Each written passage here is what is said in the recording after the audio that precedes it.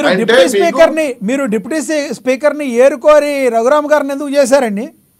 జగన్మోహన్ రెడ్డి గారిని టార్గెట్ చేశారా? సార్ మేము రఘురామకృష్ణరాజు గారికి ఇంకా పెద్ద పదవి ఇచ్చి ఉండాలి. ఏదో కారణాల వల్ల ఆయన డిప్యూటీ స్పీకర్ అయ్యారు.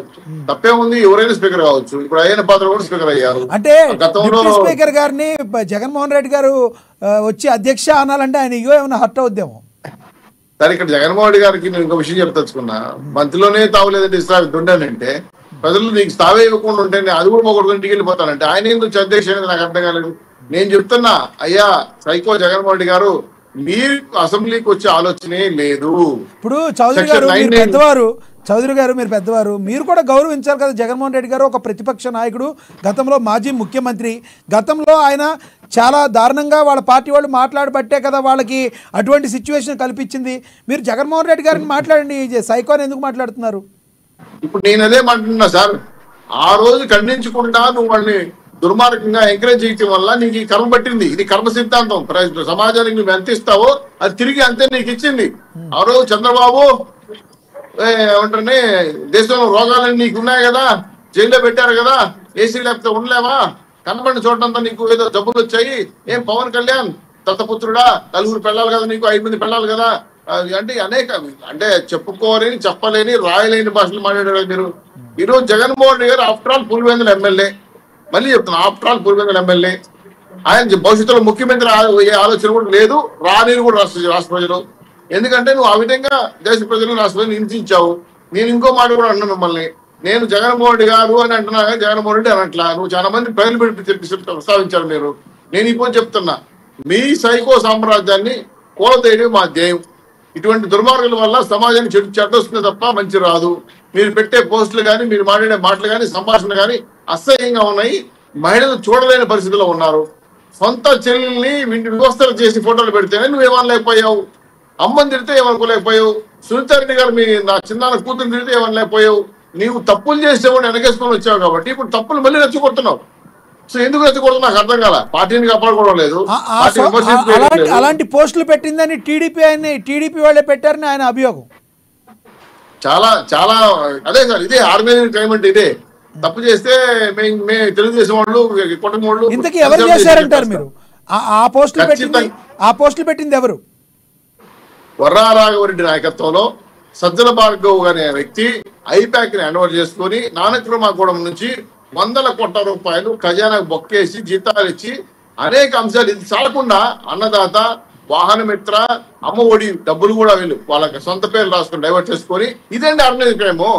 ఇంత దుర్మార్గంగా రాష్ట్ర ప్రజానికి బొక్కేసిన మీరు తిట్టడానికి, రాష్ట్ర ప్రభుత్వం అధికారులు తిట్టడానికి, జడ్జిలు తిట్టడానికి, ఎమ్మెల్యే తిట్టడానికి ప్రభుత్వ డవాన్ని వాళ్ళు తినిపిస్తున్నారు. ఇది కదా దుర్మార్గం. అది జగన్మోహన్ రెడ్డి చెప్పేది. అయ్యా 5 ఏళ్ళు దోచేసుకున్నావు, దాచుకున్నావు, నీకున్న కేసులకు అలవాటు అయిపోయింది జైలు.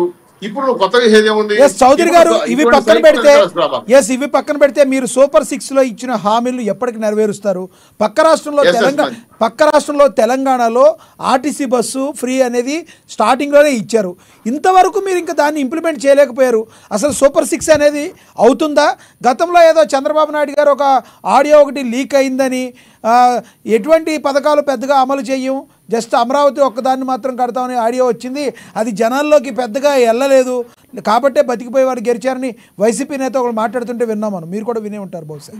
లక్ష్మీనాథ్ గారు చెప్పండి. 164 సీట్లు కుటుంబ ప్రభుత్వానికి జనాలు ఇచ్చారు. వాళ్ళ అధికారం వల్ల సేవ చేయమని ఇచ్చారు.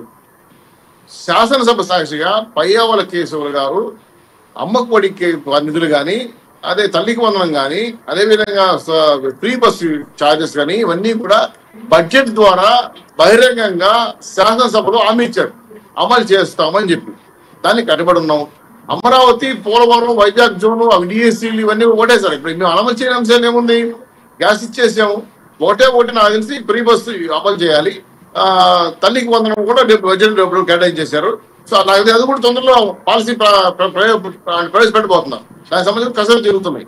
ఇంకా ఎక్కువ రోజులు కూడా పెట్టరు. నాకు జనవరి లోపల కూడా రావచ్చు అనుకుంటున్నా. గతంలో జగన్మోహన్ రెడ్డి గారు ఏవైతే మందు మీద, శాండ్, వైన్ మీద ఎక్కువ సంపాదించారని మీరు అందరూ కూడా చెప్పారు. ఇప్పుడు కొన్ని బెల్ట్ షాపులు ఎక్కువైపోయాయి. ఎక్కడైతే జనాల మధ్యలో బెల్ట్ షాపులు ఎక్కువైపోయాయి, ఆ బెల్ట్ షాపులను తొలగించాలని వైసీపీ వాళ్ళు చెప్తున్నారు. దాన్ని ఏమంటారు మీరు? ఇది కేవలం అభియోగం మాత్రమే. చంద్రబాబు నాయుడు గారు ఏం చెప్పారంటే బెల్ట్ షాప్ పెట్టినా, ₹1 అదనంగా రేటు పెట్టినా బెల్ట్ తీస్తాము, ఫస్ట్ టైం వార్నింగ్ ఇచ్చి రెండోసారి షాప్ లైసెన్స్ కూడా రద్దు చేస్తామని వారిని బహిరంగ చెప్పాడు. ఆయన సీఎం స్థాయిలో చెప్పాడు. ఇప్పుడు మీకు తెలుసుంటే మీడియా మిత్రులు వేరు, పొరపాటున ఏడాన ఉంటే చూపించండి, ఇమీడియట్ గా షాప్ లైసెన్స్ రద్దు అయిపోతుంది. పేపర్లు ఉన్నాయి, మీడియా ఉంది. ఈ రోజు అట్టా కొడితే అట్టా చూపించే సోషల్ మీడియా ఉంది. ఒకటన్నా ఇప్పుడు గుడ్డగాల్చి మహానీయుడు తప్ప జగన్మోహన్ గారు సైకోలు ఈ రోజు వాళ్ళ సైకో ఏదో వాళ్ళ అభ్యర్థులు కావచ్చు. ఈ రోజు 11 మంది ఎమ్మెల్యేలు 4 కొత్తగా ఎమ్మెల్యేలు అయ్యారు. అరకు, అదే పాడేరు, ఇంకొక 2 ఎమ్మెల్యేలు. కనీసం వాళ్ళు అసెంబ్లీ మొహం చూడలేక కూడా చేస్తున్నాం కదా, వాళ్ళు కూడా బలి చేస్తున్నాం కదా. 11 మంది కనీసం ఈ లెటర్ ఇచ్చారా మీరు, మీ పచ్చ నాయకుడిని ఎన్నుకున్నారని అనేక అనుమానాలు ఉన్నాయి. సో నిర్ణయం ఏంటంటే జగన్మోహన్ రెడ్డి గారి మీద శాసనసభలో కానీ, ప్రజా వ్యవస్థ కానీ, ప్రజా సమస్యల పైన కానీ, ప్రజాస్వామ్యం పైన కానీ గౌరవం లేదు. అందుకే ఈ రోజు రాష్ట్ర దేవాలయమైన శాసనసభను అవమానించే విధంగా రాకుండా మైకులు పట్టుకొని బయట మాట్లాడాలంటే మైకులు పట్టుకొని మాట్లాడడానికి నువ్వు ఎమ్మెల్యే కానక్కర్లేదు, ఇంకొక ప్రధాన పార్టీకి ప్రధాన కార్యదర్శిగా అవసరం లేదు. కాబట్టి భవిష్యత్తులో జగన్మోహన్ గారి పార్టీ ఉంటుందనే పెద్ద నమ్మకం పోయింది. నీచంగా దుర్మార్గంగా మాట్లాడే ప్రతి ఒక్కరిని కూడా మా పార్టీలో ఉన్న ఏ పార్టీలో క్షమించమని చెప్పి వార్నింగ్ ఇస్తున్నాం. రైట్, సుజాత గారు కంక్లూడ్ చేయండి. సుజాత గారు కంక్లూడ్ చేయండి. సార్, వీళ్ళు ఏదైతే సూపర్ సిక్స్ అమలు చేయట్లేదో దాని మీద ప్రభుత్వాన్ని ప్రశ్నిస్తామని జగన్మోహన్ రెడ్డి గారు అండ్ వాళ్ళ సోషల్ మీడియా టీం అంటున్నారో, మీరు ఖచ్చితంగా సూపర్ 6 అమలులో ఎటువంటి జాప్యం జరిగినా, లోపాలు జరిగినా మీరు ఖచ్చితంగా ప్రశ్నించండి, దాంట్లో తప్పేం లేదు. కానీ మేము గతంలో లాగా బూతులతో రెచ్చిపోతాం, ప్రతిపక్ష నాయకుల్ని అంటే అధికార పక్షంలో ఉన్న నాయకుల్ని ఇప్పుడు జగన్మోహన్ రెడ్డి గారు అన్నట్టు మళ్ళా దత్తపుత్రుడు అని ఇష్టం వచ్చినట్టు నోటుకొచ్చి